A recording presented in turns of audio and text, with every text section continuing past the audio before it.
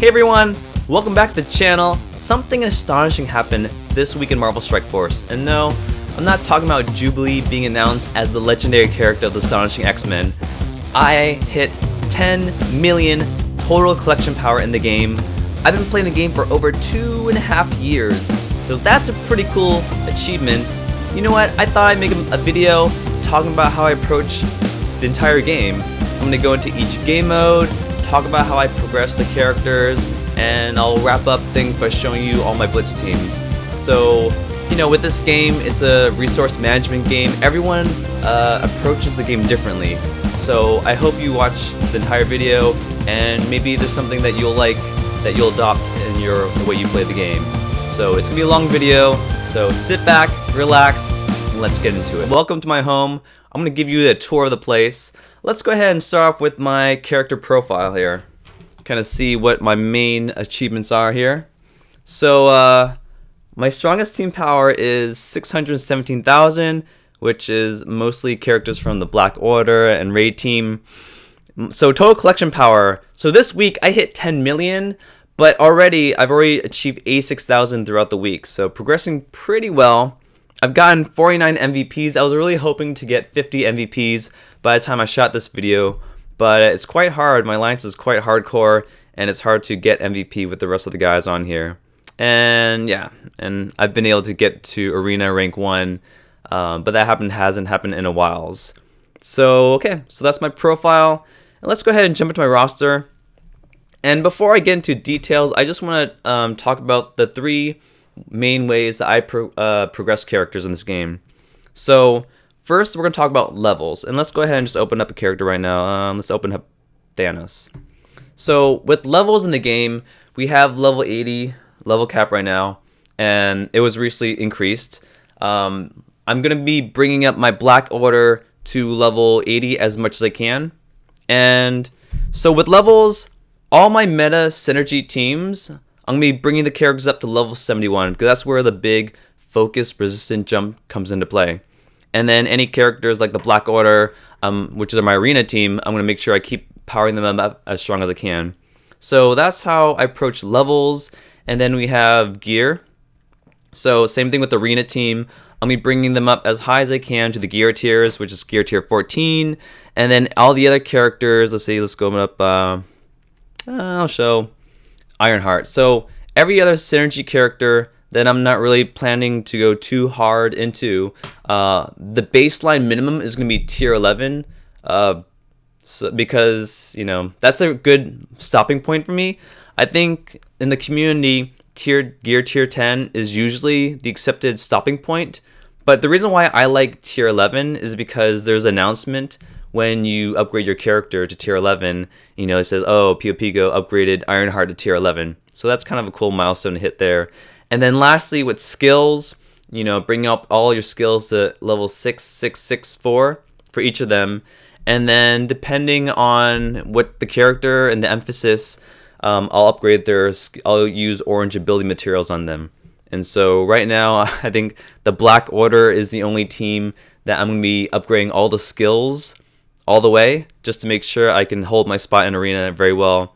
And then as far as upgrading skills, like it really depends on, do I need the skill upgraded? Is going to really help me that much more in the content. So anyways, those are the 3, actually, and red stars as well. Red stars, I have only a couple characters with 7 red stars, but you can see I have,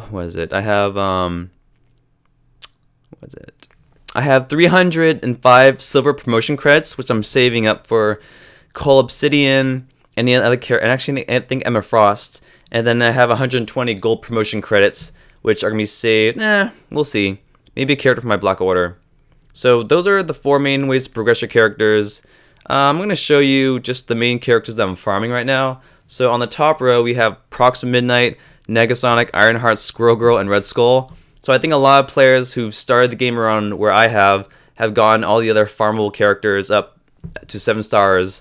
And then these 5 characters are probably where you're trying to farm them from campaign nodes. And then below that, you can kind of see where my strongest characters are. Thanos, Corvus Glaive, they're on my Black Order team in the arena, so they're really strong. Black Bolt. I was using him in Ultimus 7 Raid hybrid team before the Symbiotes came into play. And then you have Symbiote Spider-Man. Now I currently use the Symbiotes for Ultimus 7, so he's really high. Nick Fury, he's really high because he was my first and only 7 red star pull. And I happened to bring him into Dark Dimension 3, so that's why his power level is so strong. And then Captain Marvel, I bought 6 red stars for her. I don't really use her that much. Ebony Maw, he's in my arena team, so he's really high. Carnage, Symbiote. And then Mr. Sinister, he's high. So basically you're seeing a trend that my strongest characters are characters that I brought into Gear 14 for the purpose of Dark Dimension 3. And yeah. And then while we're talking about it, let's go ahead and talk about Dark Dimension 4. So Dark Dimension 4 came out. Only the biggest of the whales are getting into that game mode right now. And I am only level 77, which I hit recently. So I'm nowhere close to getting level 80. I'm nowhere close to getting my characters to gear tier 15. So I'm not really starting to invest in characters in the gear for those characters right now. But when that time comes, though, I'll be trying to bring into just 4 characters into Dark Dimension 4. And most likely, all the characters that I'm bringing into Dark Dimension 4 are going to be characters that I already have at Gear Tier 15. I'll probably be bringing in Thanos, Symbiote Spider-Man, Ebony Maw, Carnage, Mr. Sinister, Hela.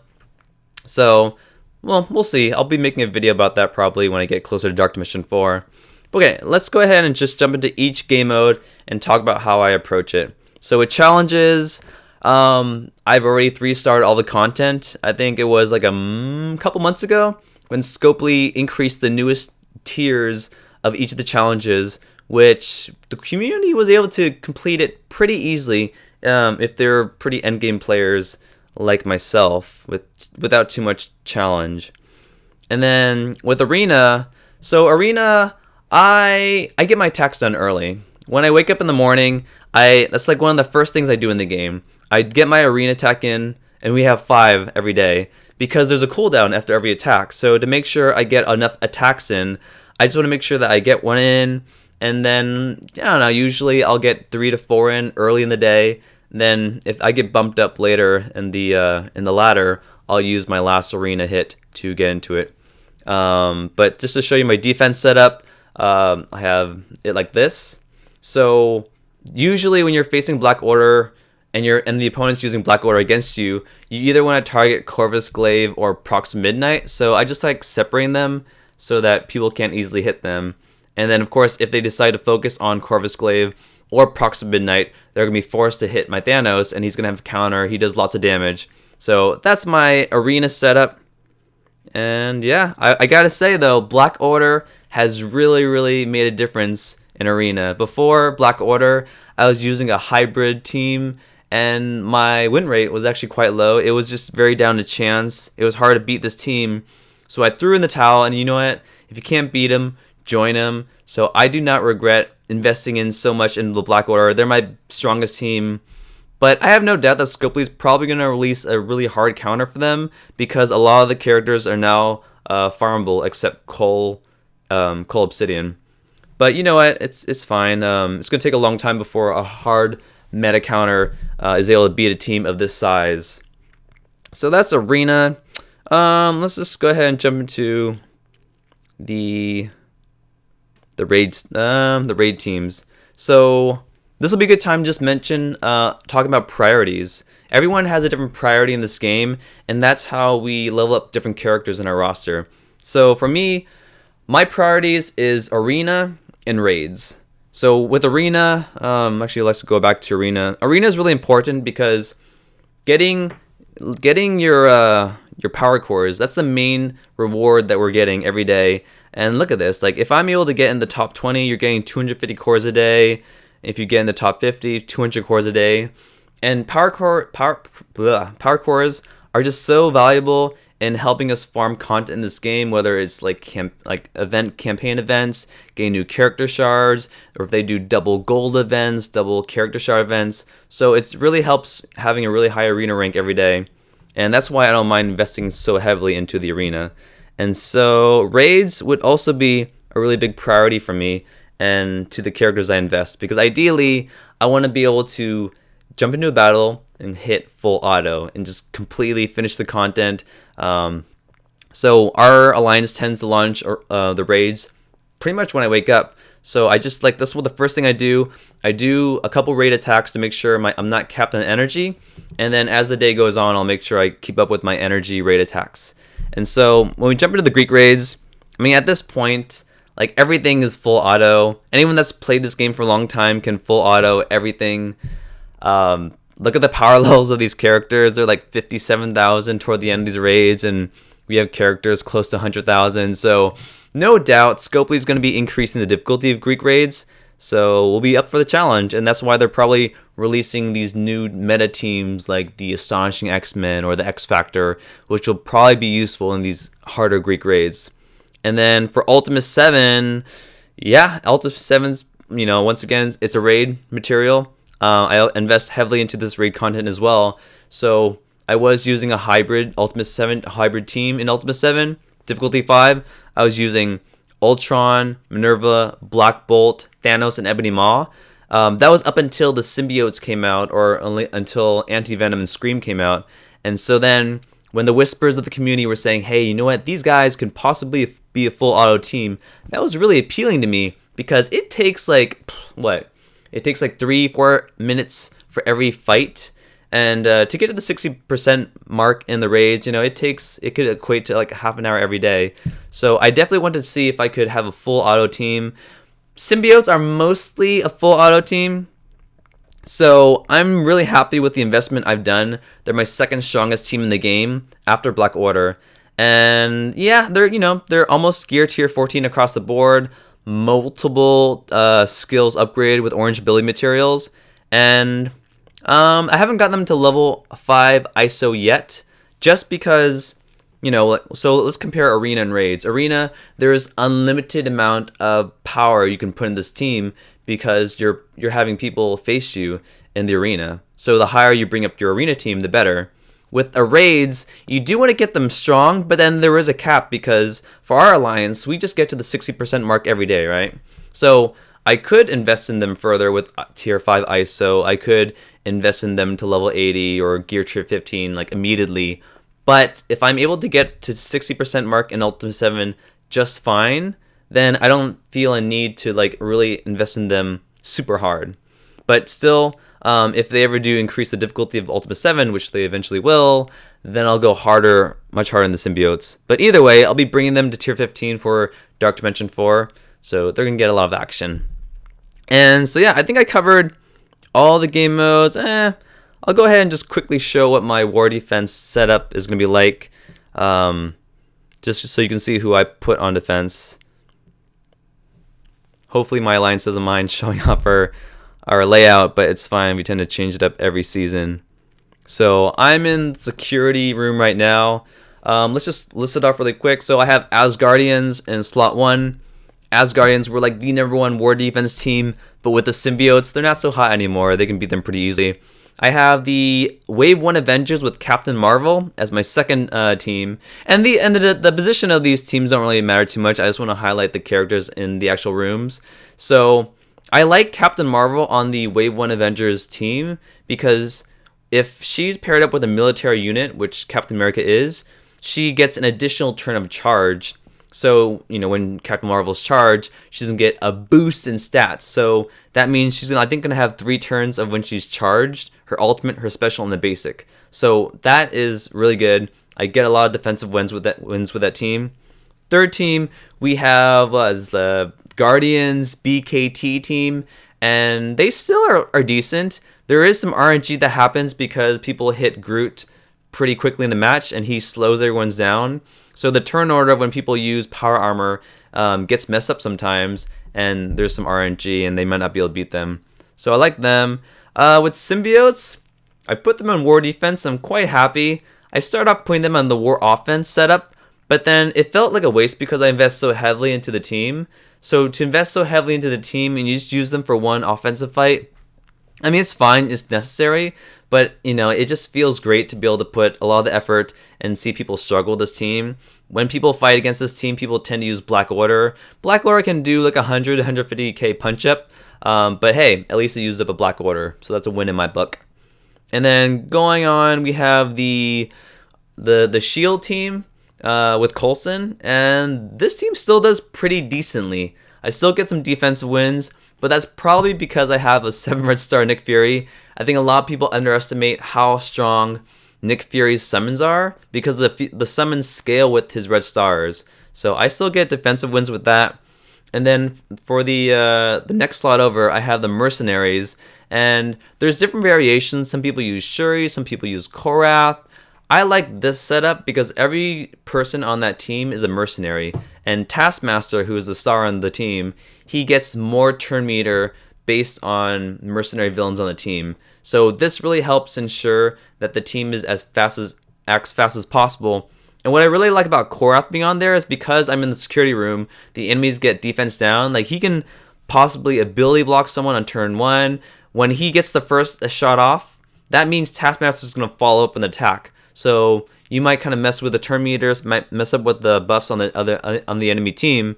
So it's definitely some surprise that can happen when you face them.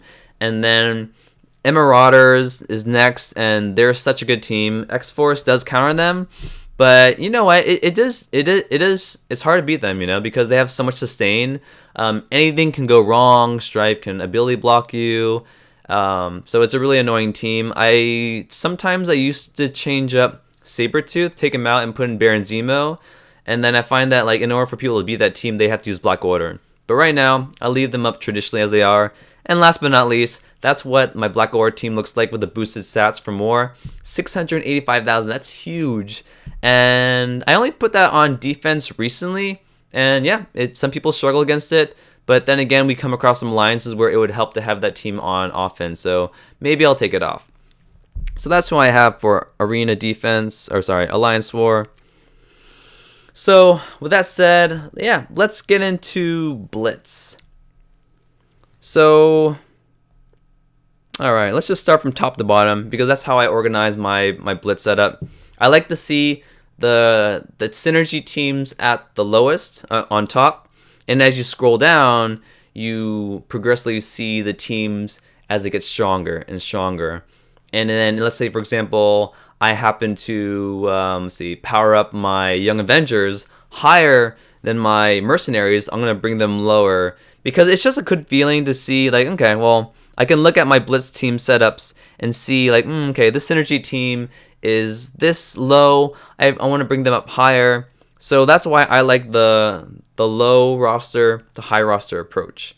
And then let's see. So I start off with the Kree.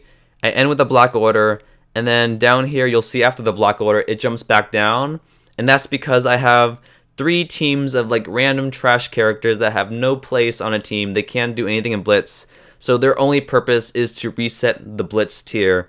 So if I'm in like Blitz tier 8.3 and I hit a wall with a certain team I'm using, I'll go ahead and switch over to this trash team, you know, play the match, reset, lose, and go back to Blitz tier 8.0, and then go back in with a regular team.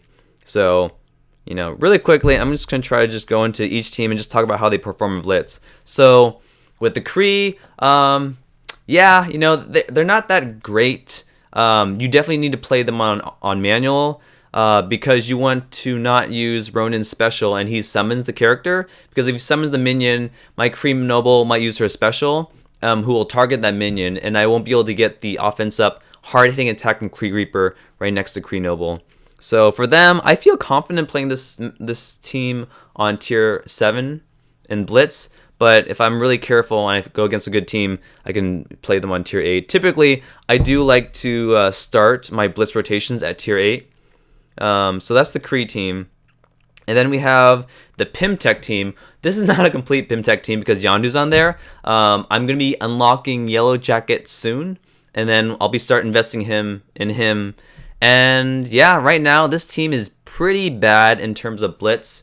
When I'm playing on full auto, semi-full auto, they just don't seem like they have enough power and survivability. So maybe I'm hoping that when Yellow Jacket comes I unlock him soon, I'll replace it with Yondu, and then this team will be better. I haven't put any T4s into this team yet, so yeah, I think once I'm done with leveling up all the skills of my Black Aura team, I'll probably put a couple T4s into the Pymtech team. Okay, so let's get into Red Skull. And yeah, I think I like this team. This team does very, very well on Blitz. You can mostly put this on full auto, because as long as Red Skull is still standing, you have 8 opportunities for all your team to die, and he'll be able to revive them all. So of course you can have bad RNGs, they'll target Red Skull, and then you're screwed. But they do pretty well. But I mean, like, Red Skull can be countered really easily in war, so I don't invest in this team too heavily. So then we have the other Hydra team. We have Baron Zemo and friends. I chose Kingpin as a 5th member, and a strong Baron Zemo can make this team really strong. This team does quite well, even on and then I always target the most threatening character with his ultimate, because it applies ability block, he clears buffs on spawn, and he gives defense up to the rest of the team except Kingpin. So really happy with the Hydra 2.0 team. And then below that we have my Sinister Six team with Dr. Octopus, Electro, and Swarm.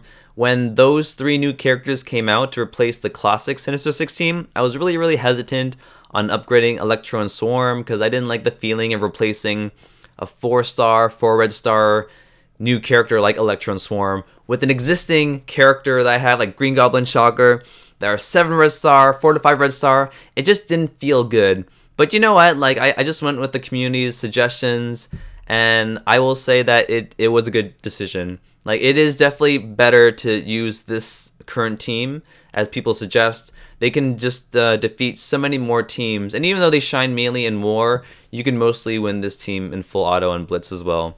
So really happy with the Sinister Six. And the next 2 set of teams, that's mainly the Ultron team right there. You can put any 4 characters with Ultron, but you know, sometimes you might have bad RNG, so I still decide to put Drax in there on the far end to protect him. And then you have like Night Nurse there, who trash character, but at least she has a heal, so she'll be able to keep someone alive. And then Psylocke and Beast unfortunately don't have a home on the X-Men, and I'll show you why with my current roster setup. So I just throw them in there, and generally this team does well. Ultron can win the game on his own. And then you have Supernatural. Ghost Rider is the main highest character on the team. I'm trying to balance it out by bringing the other characters up, but they do okay. They don't do the greatest on full auto, because ideally you want to use Mordo's special on turn 1 just to get that guaranteed stun. But they're a pretty fun team. And then the next team is another random assortment of characters, and these are characters that just generally don't have a home with the way I set up my Blitz team. This team, it's like Medic, Vulture. I call it like X Sinister Six and friends. 3 Sinister Six members, Vision and Medic. Medic's there just to give some healing. Vision's there to apply ability block turn 1, which could help swing the battle in my favor. And then the 3 other bench Sinister Six members. So this team actually isn't as great as I hope it is, as I want it to be. So maybe I'll change them around, just experiment. And then below that I have the Young Avengers, and they actually do pretty good. Only because of ISO 8. Before ISO 8 came out, and the whole relationship between using that striker skirmisher combo, where like Miss Marvel, who is a skirmisher, whenever the other team members attack, America Chavez, Spider-Man, and Miles Morales, they'll attack. Miss Marvel will attack, and then it'll cause those 3 characters to attack again. So it actually racks up in a lot of damage. So they do quite well now that that the ISO 8 is out. And then Mercenaries. So they do quite well. I currently have Korath as that 5th member. I originally had him on the Kree team, which I'll show below. But I felt that like this team, the Mercenary team, needed more damage, and Korath is really good with his turn 1 ultimate. So I like the team pretty well, and I'm not sure if I'm gonna bring Taskmaster to tier 14, because I'm seeing a trend where if we heavily invest in like teams that are great on war defense, they do tend to fall off sometimes. So I'm not gonna go too crazy on bringing up the Mercs anymore. And then we have Brotherhood. Brotherhood is still really strong. I recently got the rest of them up to tier 12. I think I still need to bring Toad up to tier 12 for gear, but they still have a really good place in the war offense. You can pretty much full auto this team on Blitz, so they're doing their job quite well. And Wakanda's, I actually like Wakanda's. It actually helps that my Black Panther is 6 red star, tier 13 I think. So once again, just like Young Avengers, this team really shines in Blitz because we're adding the whole skirmisher striker combo with Okoye and Black Panther. So it's gonna, like, Black Panther gets that double attack when he attacks and after Okoye, and it really can help get him the last killing hit, which helps him get another turn. So they're doing pretty well. Power armor, I'm actually trying to get them up higher because they still have a really good place in war, and they can mostly win in full auto and Blitz. Although I do find it better if you wait until you use Falcon's special, because by default he uses his ultimate on full auto. But yeah, they're still really strong, and I have a strong war machine, so they really do really well in Blitz and all game modes. And then X-Force is such a really premier team in war offense. I probably should get them up higher, but at this point they're all gear tier 12. I have decent red stars on them. And then with Blitz, like, you do have to manually play them a little bit in the beginning because you want to be able to put Domino's ultimate disrupted on a tank, and then follow up with X-23's special ability block on a really key character. So you don't always do that on full auto. So you do have to play them on semi-auto. And then the AIM team, I still really like the AIM team. They're really fun. You can mostly play them on full auto. You just need to make sure that you start choosing off a target that you ideally want to stun by Graviton, and the rest of the team will wrap up. And then the Fantastic Four, you may see that I don't have She-Hulk on this team, and that's because I chose not to upgrade She-Hulk. This is probably the only new synergy character I decided not to upgrade, just because I feel like she doesn't have much of a home. It doesn't seem like she's going to be used as a prerequisite for a legendary unlock. So I figured, why upgrade She-Hulk? If she does replace Namor, then Namor is not going to have a home. And yeah, I'm just trying to minimize the amount of resources into characters that won't really have much purpose in the game. So they still really do really well on offensive war, but in Blitz, not so much. They don't really do too well on offense. And oftentimes, if I'm fighting a tier 0.83 Blitz, if I try to put it on full or semi-auto, they just don't have enough oomph to get through the fight. So maybe I need to upgrade their skills more, but I'm not going to invest in them too heavily anymore. And then this is my old Shield team, and they do pretty well. Once again, it's because Nick Fury is a 7 red star character. He summons those minions, and then, like, once you target like a character, like a DPS character with I think the first person on that team that goes is Shield Operative. You want to use her basic first, or else she's going to use her special, which is not even necessary. So use her special, put on full auto, and the team does pretty decently. And then the next set of characters, we have the Wave 1 Avengers, and I have Coulson on the Wave 1 Avengers. I think you would usually put, I don't know, some people put Captain Marvel, but I figured she's such a strong character, she'll just make this team overpowered. Coulson is really good because he's an Avenger, so he gets synergy with the other Avenger characters, and that turn 1 ultimate that he does in a big AoE really helps Wave 1 Avengers because they just need more damage. And then Defenders, it's just a shame because they were one of the first synergy teams I invested heavily in. I used them in Ultimus 7, but in terms of Blitz, they don't perform that well against a lot of big synergy teams. So you definitely need to play this team on manual if you really want to win in Blitz. And then this is my Kree setup. I don't feel like a lot of people use this exact setup, but it really works for me. Putting Captain Marvel with the Kree members is great because she's Kree. And then, you basically, since she's so strong, she can pretty much take out a squishy character in the beginning, make it a 5 versus 4 match. And then Hand Sentry is there because the Kree team developed by Scopely doesn't have a natural tank. So he comes in there, he applies his special, everyone gets evade. And then if he dies, then Minerva's there to bring him back. So I like this Kree team over the traditional BKT team that other people use. And then this team, the Guardians, they don't do well in Blitz on full auto. You definitely have to play them on manual. And I have Gamora there because she doesn't do much, but what is helpful with Gamora is that her passive does give crit to the rest of the team.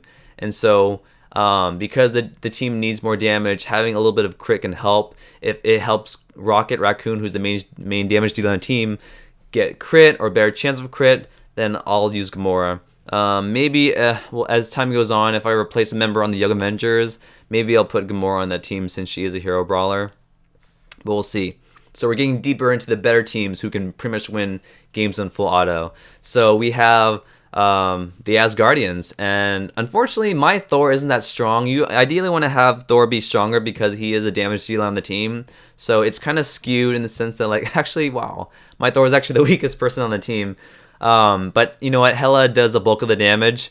So ideally when I'm about to put the match on full auto and Blitz, I'm going to target a really high health character, so by the time that that Loki goes, Hela's summon goes, and everyone else goes, Hela will be able to use the ultimate on a character who's still standing, kill that character, and apply the rest of the debuffs onto the rest of the team. And then we have the Inhumans, still really great. Ideally, we are in war. We are using them against Red Skull and friends, but now there's so many other counters to Red Skull and friends. So Inhumans still are a really good generalist team in war, but I'm not going to invest too heavily in them for war's sake. But at least in terms of Blitz, they do phenomenal. You can put this team on full auto, and pretty much everyone will be obliterated by the time Black Bolt's ultimate comes up. And so for the next two set of teams, we have Marauders. This is my setup, and I recently changed Strife's ISO 8 from Healer to Fortifier. Some people like Healer, but because my Strife isn't that strong, I do need that extra barrier at the start of the fight to give him more survivability. Oftentimes, like, he'll die before I can get his ultimate off, and that's a bummer. But they do pretty well on full auto. It just takes a long time because the team doesn't have like a lot of massive big damage. It's just a lot of like slow, high sustainability, but it's just a long fight. And then below that is still this, like, these is one of the first full auto teams. X-Men, you could use any combination of X-Men as long as you have Phoenix, Colossus, and Cyclops there. But I went with Storm. She's not super great in Blitz. She doesn't do much, but because I have her as 6 red star, her high CP causes the team to be high, and that helps me rocket more points in Blitz. And I just threw in Wolverine there because I think out of all the X-Men, he's probably the crappiest. So I figured because the rest of the team can pull his weight for him, he's just there as a buffer. And also, if I threw Wolverine on another team, he probably wouldn't do much. So that's why he's fine just there on the X-Men team. And then here we are, last two teams that I've invested in heavily. We have the Symbiotes. They're not super great on full auto because it depends on the team, right? If I went against Black Order or the Marauders, they probably would lose. So definitely pick the team and then just choose the most damaging character and just full auto, and you'll most likely win if you choose the correct team. And then with Black Order, yeah, they're great. They're probably like they overtake the X-Men as being the full auto champions. And at this point, if I play this team, I can probably get like 85,000, close to 90,000 points per Blitz fight. So I rack up a ton of points using the Black Order. And then these are my trash teams. Ravagers, Merc minions, and then have Elektra, She-Hulk, and Nebula. Man, I really hope they get reworks because they don't have much of a home with other synergy teams. And then the last Blitz reset trash team is Hand. I actually have decent red stars on this team, so I really hope that Scopely does a rework with the Hand team. So, wow, yeah, that's it. That's how I approach all of my Blitz teams. That's how I approach all the different game modes. And yeah, I hope you guys learned something. I hope you just enjoy the comments I made. I hope you get some tips on the way I approach this game, and maybe you'll find it useful yourself. So long video. I appreciate y'all for sitting through this whole thing and watching. And still let me know in the comments if you want me to help check out your roster, give you some tips. depending on where you are at in the game, because I mean a lot of the advice I give on this channel is geared toward end game players. So what I suggest may not be right for you. You might be a new player, you might be a mid game player where you need to focus more on expanding your roster like horizontally or to the side, whereas someone like me, where I've been playing this game for a long time, right now my focus should probably be growing up my roster higher up, you know, getting my characters stronger, because at this point I have so many teams that I have more than enough teams for war on defense and offense. So yeah, that's a long video, but it was fun 10 million collection power roster review. So I hope you guys enjoyed the video, and as always, this is Pio Pico signing out. I'll see you guys next time.